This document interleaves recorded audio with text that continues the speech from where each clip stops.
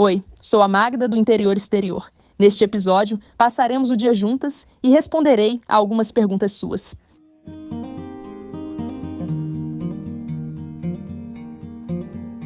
O episódio anterior, que foi meio no estilo de perguntas e respostas, gerou muitas emoções. Por isso, agora, para aliviar o clima, primeiro vamos ao depósito. Bem-vinda ao meu depósito, que neste momento fica simplesmente na garagem. Obrigada!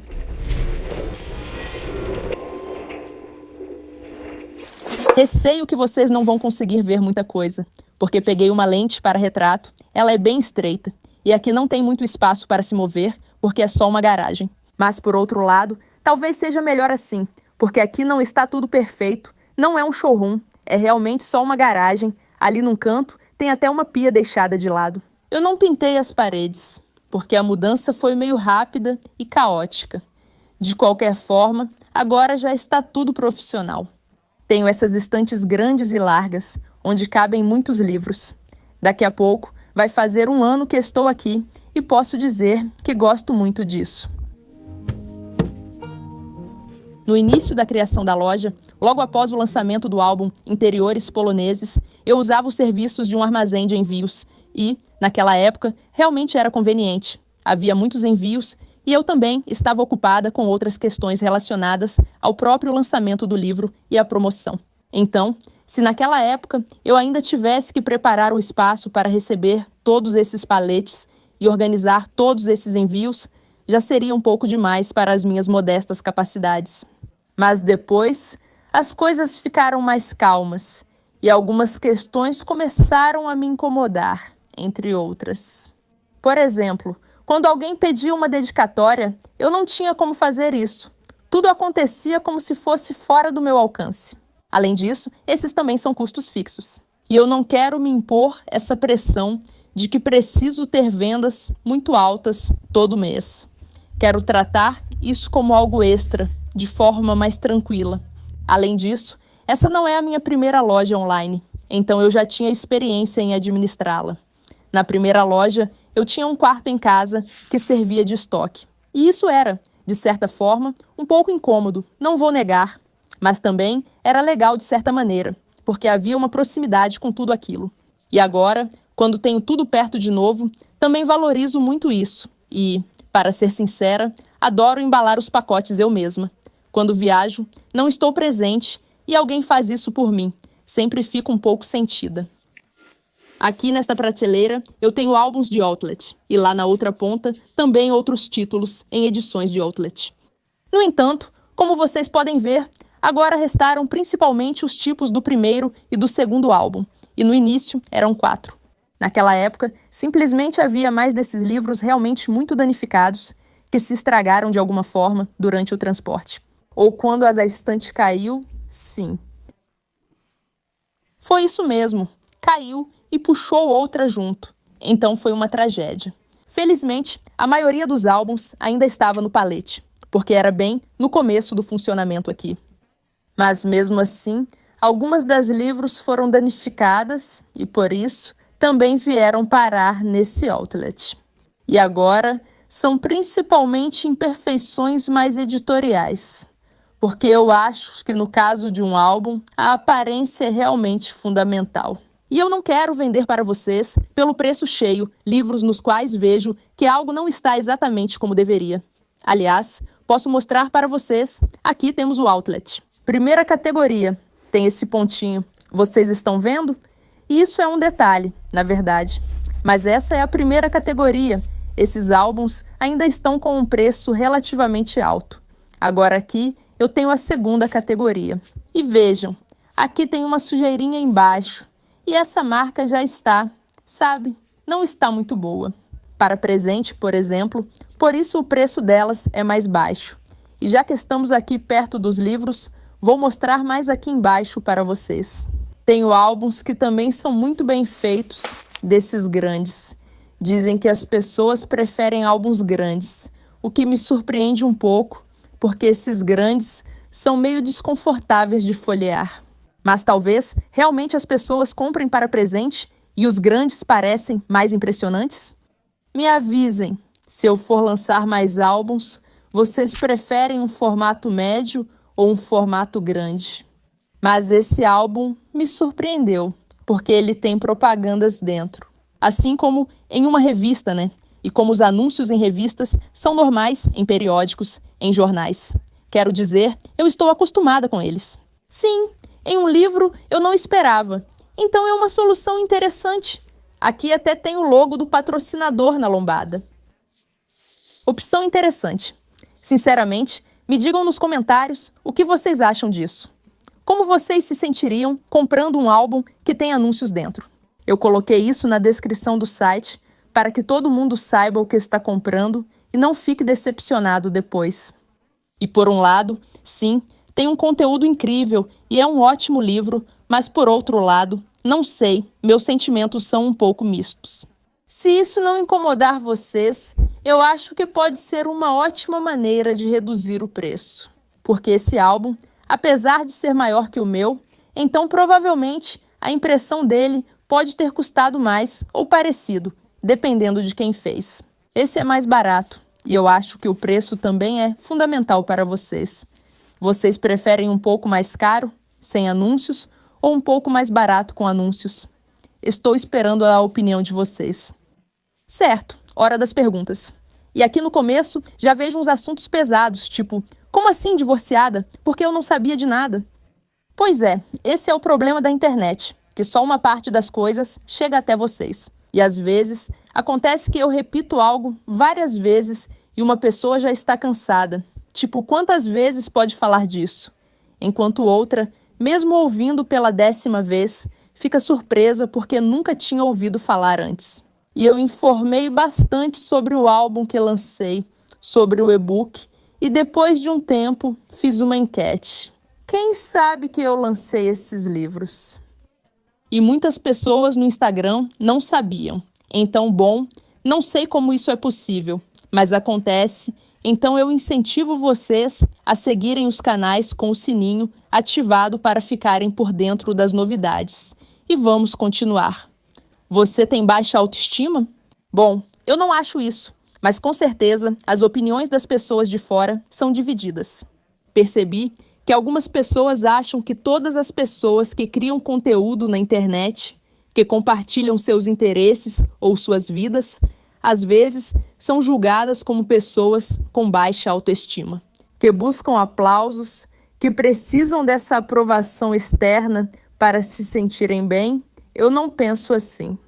Eu acho que a internet é uma ferramenta.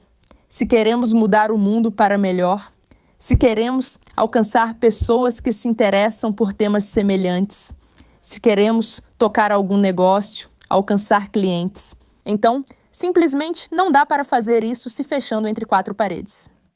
E assim como, mesmo lendo um livro e encontrando um trecho legal, é gostoso compartilhar isso com alguém. E geralmente é a pessoa mais próxima, companheira, companheiro, filhos, família, amigos, pessoas que estão simplesmente perto de nós, ao nosso alcance. E às vezes é a internet, quando não estou me preparando para uma reforma, mas é o meu interesse e quero buscar informações. Então eu posso procurá-las só para mim mesma. Mas eu também posso aproveitar esse tempo e compartilhar isso com outras pessoas, e assim trazer algum valor para mim mesma e para a sociedade. Bem, eu acho que isso é simplesmente racional. Claro que as opiniões podem ser divididas, e quanto a isso, está bem guardado no meu coração. Ninguém sabe. Acabaram sendo perguntas muito pessoais. No começo, é um pouco estranho para mim falar sobre isso na garagem. Então, a senhora é do ano 93. Sim, não sou do ano 92, mas sou do finalzinho. E agora é hora de embalar o álbum. Não o de outlet, mas sim o que era para ter autógrafo. Então é uma tarefa séria. Sinceramente, isso sempre me deixa nervosa, porque não acho que eu tenha uma assinatura muito bonita. E fico pensando se faço mais inclinada ou mais reta. Reta é um pouco como se eu estivesse assinando o meu próprio livro. Tipo, para a minha biblioteca, eu realmente não sei. E fazer reto já é difícil.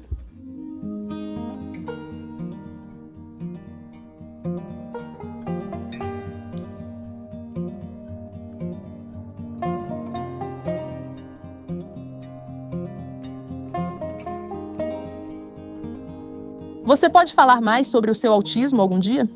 Sinceramente, não tenho tanto assim para dizer sobre isso, porque é difícil para mim definir o limite. O que é questão do autismo?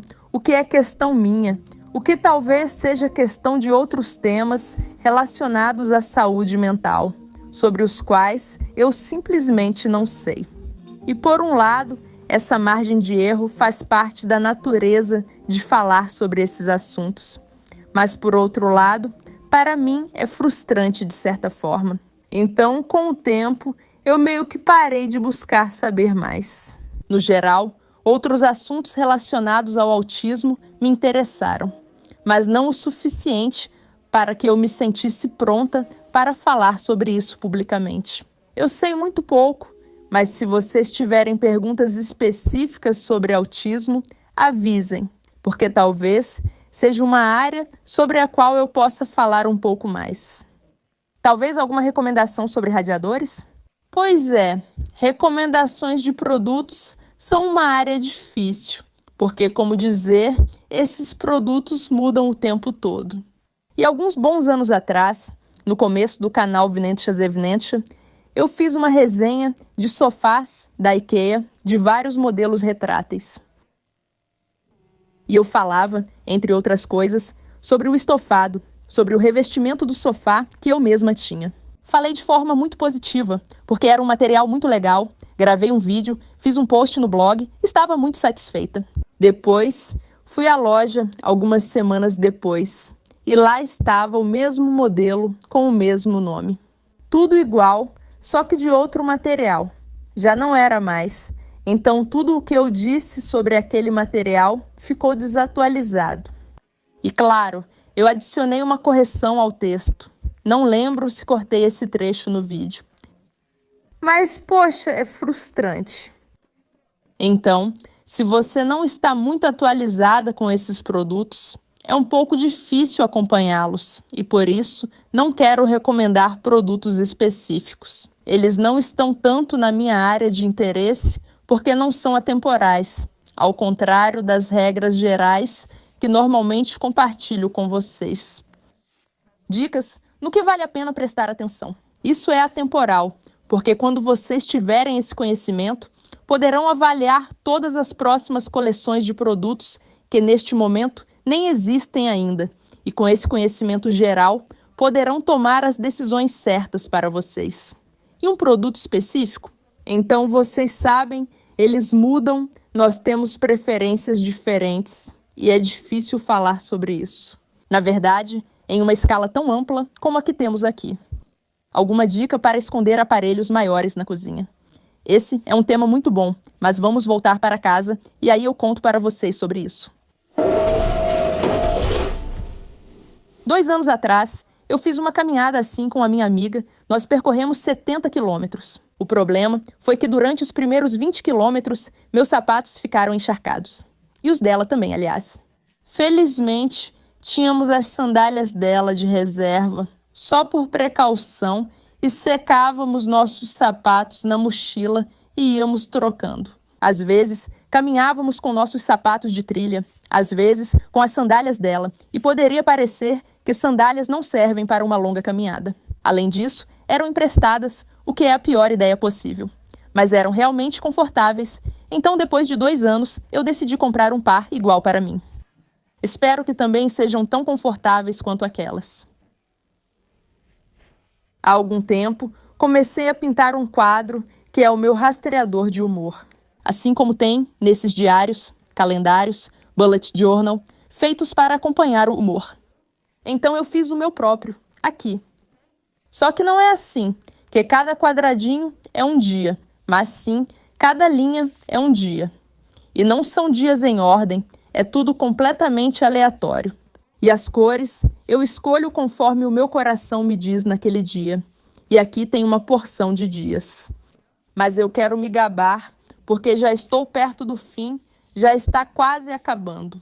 E eu estou contando isso não só para mostrar, mas por causa de uma observação que eu tenho. Porque no começo eu pintava com tintas diferentes, que eu tinha, que também ganhei, alguns conjuntos antigos, várias tintas de supermercado. e dá para ver que elas simplesmente não cobrem bem, ficam meio transparentes. E depois, quanto mais eu me envolvia, comecei a comprar tintas melhores em loja de material artístico, já especificamente nessas cores que eu sabia que eu usava mais, e também comecei a usar tintas de parede. Daqueles potinhos pequenos com amostras, que eu já tinha mesmo. Também essas cores que estão na cozinha, eu misturava de várias formas com outras tintas. E isso também funcionava super bem. Então essas linhas de baixo estão muito mais bonitas do que as de cima. E não porque eu aprendi a pintar quadrados, porque ainda estão tortos, mas porque estão simplesmente bem cobertos. E esse é meio que o meu apelo para os pais. Vocês compram lápis de cor, tintas, canetinhas para as crianças levarem para a escola? Sério, vale a pena pagar um pouco mais e não comprar os mais baratos do mercado, porque eles são tão ruins que dá para odiar desenhar tendo contato com esses produtos. Então, se vocês querem incentivar seus filhos a gostarem de atividades artísticas, é muito melhor investir um pouco mais. E não precisa ser nada de primeira linha, mas pelo menos não aqueles mais baratos de mercado. Voltando às perguntas, qual é o truque para esconder aparelhos maiores na cozinha? Na minha opinião, se houver espaço para isso, uma ótima solução pode ser simplesmente uma bancada escondida dentro do armário. Se tivermos uma cozinha comum, apenas com portas na frente, podem ser portas grandes que depois deslizamos para o lado, mas também pode ser simplesmente um armário alto, embutido, que por dentro não tem muitas prateleiras, só um espaço livre. A bancada pode ser mais larga, para que possamos trabalhar ali, usar esses aparelhos. Eles ficariam conectados permanentemente ali. A gente fecha rapidinho e não fica nada à mostra, só aquela parte da bancada de trabalho, que é mais bonita, fica visível. Claro que isso só dá para fazer em cozinhas maiores. Nas menores, podemos adaptar essa solução numa versão menor, tipo um armário com o aparelho dentro, ele pode ficar numa prateleira deslizante. Assim, o acesso seria melhor. Claro que também existem soluções mais elaboradas, tipo aqueles aparelhos que saem de dentro da bancada. Eu mostrei isso para vocês no vídeo sobre a construção da casa da Barbie. Na verdade, era uma mansão da Barbie, porque era enorme. Lá também era uma versão meio exagerada.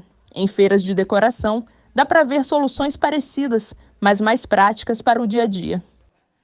Mesmo assim, ainda sinto que é um pouco exagerado. Às vezes, parece só um gadget. E eu prefiro soluções simples, que sejam fáceis de adaptar para outra função. Se a gente tem um aparelho escondido no armário, dá para transformar aquilo num armário comum, caso a gente decida abrir mão do aparelho ou precise de mais espaço nos armários. Se a gente tem uma bancada escondida atrás de uma porta, um dia podemos tirar essa porta e simplesmente ter uma bancada extra. Também podemos colocar prateleiras dentro e, no futuro, transformar isso em armários extras. É fácil de adaptar, caso nossas necessidades mudem. Agora, esses acessórios, como esse equipamento retrátil, são difíceis de adaptar para outra função no futuro. E também, em caso de possíveis falhas, são difíceis de consertar. Até mesmo em feiras de decoração de interiores, lembro que havia um stand onde muitas pessoas se reuniram e lá deveria ter esse equipamento retrátil, mas o botão quebrou e não funcionou. E eu imagino que, se eu quisesse usar a batedeira e não conseguisse acessá-la porque o sistema retrátil tivesse quebrado, eu ficaria extremamente frustrada. Um armário, se a porta quebrar, eu só pego uma chave de fenda e tiro. É simples, mas algo assim, não estou convencida. Claro, as pessoas são diferentes. Algumas gostam de gadgets, outras menos. Eu estou no grupo das que gostam menos, então isso não me convence. Mas é claro que vale a pena saber que essas opções existem. No apartamento onde moro, meus lugares favoritos são dois, onde passo mais tempo. A sala, tanto na mesa quanto no sofá, e o quarto.